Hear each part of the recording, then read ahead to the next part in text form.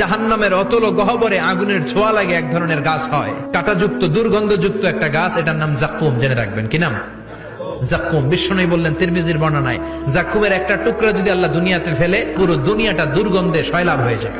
পুরো দুনিয়ার মানুষগুলো জাক্কুমের গন্ধে ওই জায়গায় শেষ, পুরো দুনিয়াটা নষ্ট হয়ে যাবে। ওই কাঁটাযুক্ত জাক্কুম তাদেরকে দেয়া হবে, ক্ষুধার চোটে জাক্কুমই খাইতে শুরু করবে। আহা, খেতেও পারবে না, গিলতেও পারবে না, এবার কয় পানি দাও। জাহান্নামীদের জন্য 4 ধরনের ঝর্ণা আছে।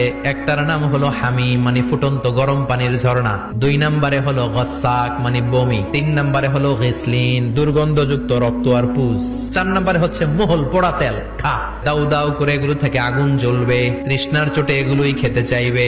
এগুলোর পেয়ালা যখন মুখের সামনে আসবে, এগুলোর উত্তাপে গালের গোশত, চোখের গোশত, কপালের গোশত গুলো ঝলসে ঝলসে পানির মধ্যে পড়ে যাবে। তৃষ্ণার চোটে না পেরে ওইটাই গিলবে, যেখান দিয়ে বেরোবে কেটে ছিঁড়ে শেষ হয়ে যাবে। দিস ইজ জাহান্নাম। আমরা জাহান্নাম থেকে পানাহ চাই, চিল্লায় বলেন ঠিক কি?